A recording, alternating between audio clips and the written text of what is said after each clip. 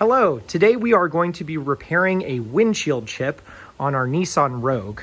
We were out driving the other day and you can kind of see here in the sunlight, just a little nick right there. Reason that we want to repair that is while it is small now, it could actually grow, especially as the weather is about to get colder. And that temperature difference can cause some hairline cracks to stretch. So since it is a smaller size, we're going to be able to use an at-home repair kit, which I swung by the store and picked up this JB Weld Windshield Saver kit. There are a number of other kits out on the market, all of which use a similar approach of using a resin that will drop into the crack via syringe. And then by exposing it to UV light, it can harden and then be able to fill in our repair. So we'll go step by step. Again, we're going to be using the JB Weld here, but the approach is very similar. Biggest difference is often how the resin gets injected. Here it's going to be a push syringe. Others are sometimes a screw top as well. So let's get started. So first we want to prep the crack site to be sure it's good and clean. Also that there's any remaining glass fragments that they are gone. So there's a thumbtack that comes included with your kit, which you can use to gently poke around. Again, if there's any loose bits of glass, you're not looking to score the cut deeper, but use that to help clean that out. There's also an alcohol swab pad, which we want to use to help really be sure the site is good and secure. You want to be sure you swipe around a larger circle around so we can also have good space to make suction with the syringe injection setup. So go ahead and give it a good swirl and good clean. Be sure everything is good and ready. So next up, we're going to take our adhesive disc, which is what's going to create our good secure section, and plant this onto the windshield. Again, your mileage may vary depending on what type of kit you have. Others, for instance, might have 2 suction cups that you use to line things up. Biggest priority is be sure that wherever your target disc is, that it's lining up with the crack. One helpful way to do this is actually to get inside the car and look out to make sure you're lined up. Or another trick is you can also put paper or something that can allow you to better see through the transparency of the windshield. So for this one, we're going to remove the green side first. Let me peel this off.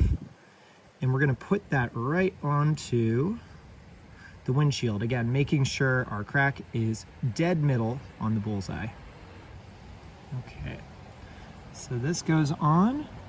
And you want to have it do a good secure fit, no air bubbles. We want it to be good and tight.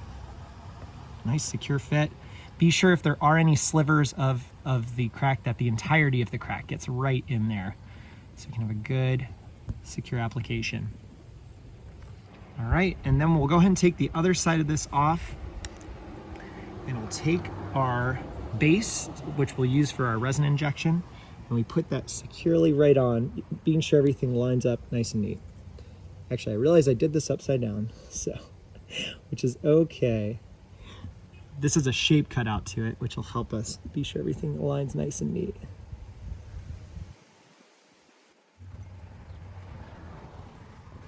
All right, we are ready to go.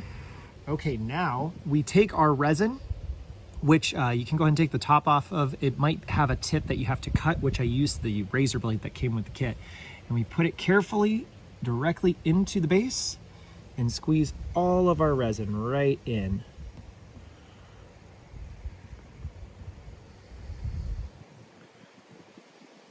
Again, you can take a peek from down below just to make sure everything is getting in there nice and neat. Reason that this is also, this is a UV activated resin, so it is advised, I'm doing it on a partially cloudy day, but don't do it directly in sunlight for this part.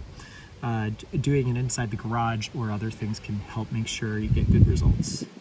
So we'll now go ahead and use our syringe, which you'll notice has 2 notches to it. Depending on what kit you might have a twist top, so follow the directions there. But for this one, we make sure that it is fully enclosed. Make sure it's good and snug, and we're gonna pull the syringe up and into the second position, which is the one closest to the bottom of the plunger, and let it sit right on top of that wire.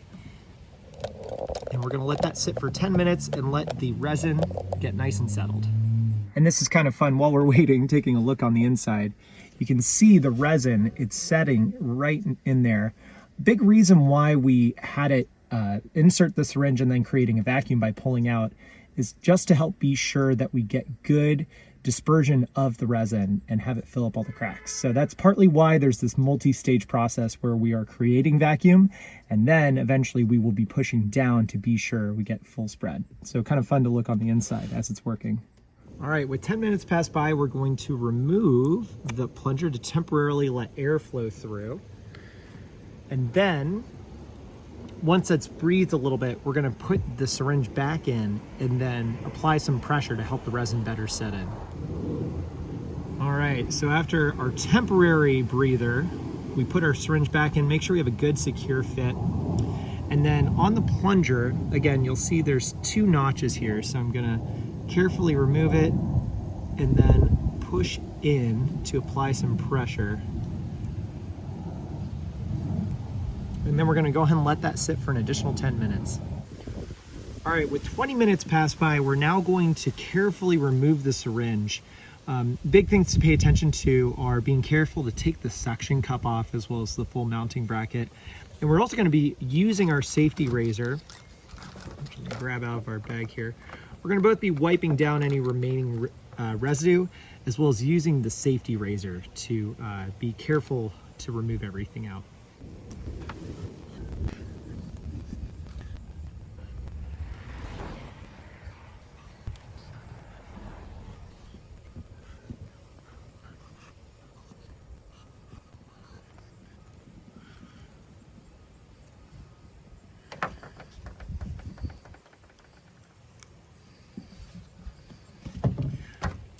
Another thing too, really quick, let's zap up some of this remaining resin. We're gonna need this for a later step.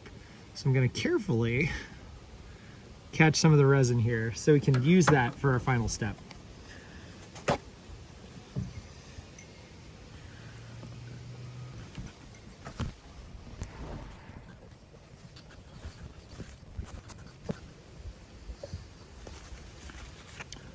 Also, finally, we'll continue to use our razor to help get remaining resin off, just being sure we don't have any leftover on top.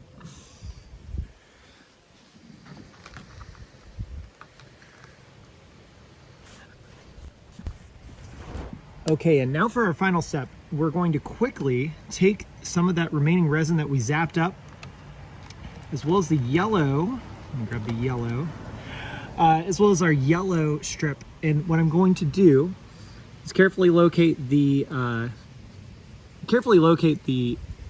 the crack, which admittedly is already looking pretty good. And then I'm going to push the remaining bead on top of it and then put the yellow strip right directly there too. And being sure we get a good seal. Yellow strip ultimately helps us accelerate our curing process. So I'm going to now move the car directly into sunlight, which you can see we already have. I'm actually going to reposition so it has an even more straight shot. I'll continue wrapping up some of the resin here, but we'll let that sit for an additional 15 minutes in direct sunlight. Since it's a little cloudy day, I'm probably going to err on the side of closer to an hour, but just to let everything cure out. All right, so after having let things cure for a little bit here, we're gonna carefully take off our yellow tag, and we're gonna use our razor as well to help us out with any possible residual that might exist as well. That's any of the stuff that might be on the outside, just very carefully scraping. And I'm gonna take some excess rubbing alcohol I have, as well as just a polishing cloth, just to really be sure we work it and get all the remaining resin off of here so we have a nice clean surface to finish. And just like that, I know there's not a lot to see, but we ended up having a nice clean finish. Quick heads up and some just general final pointers. If you find that your first pass, you may have maybe some additional hairline or other things, you can always go out and get a second kit, try it again. Another thing to always be mindful of is what is your sun exposure. So sometimes, for instance, you might try to wrap it a little bit too quickly. The resin doesn't have time to set or otherwise. So would always recommend do this in the summer or when you do have a high UV exposure. If you have access to a UV gun, that can also be another really helpful aspect to this as well. Also, if you're doing this in winter, if you're having to, for instance, be thoughtful about your windshield temperature. So even running the engine a little bit and having some warm air circulating on the windshield can also help. So hope this helps and gets you pointed in the right direction. Thanks again for watching. Feel free to like and add comments below for other helpful videos to cover. Thanks so much.